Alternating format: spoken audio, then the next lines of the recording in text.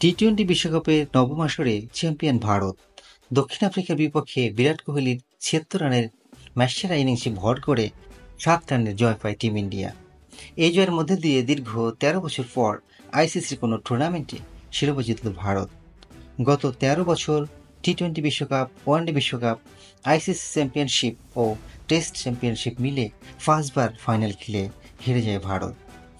আজ দক্ষিণ আফ্রিকাকে হারিয়ে দীর্ঘদিনের শিরোপা জয়ের খরা কাটায় টিম ইন্ডিয়া।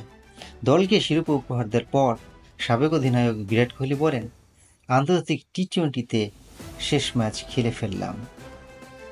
খেলা শেষে ৩৫ বছর বয়সী এই তারকা ব্যাটসম্যান বলেন, এটাই ছিল আমার শেষ টি-টোয়েন্টি বিশ্বকাপ এবং এই শিরোপা অর্জন করতেই চেয়েছিলাম।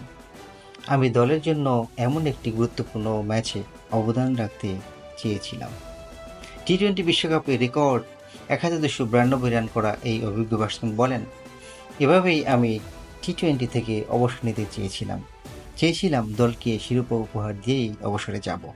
আমি মনে করি পরবর্তী প্রজন্মের দায়িত্ব নেয়ার সময় এসেছে।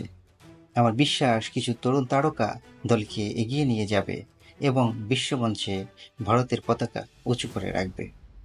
বিরাট কোহলির এই অবসর সিদ্ধান্ত আপনি কি মনে করেন সঠিক হয়েছে?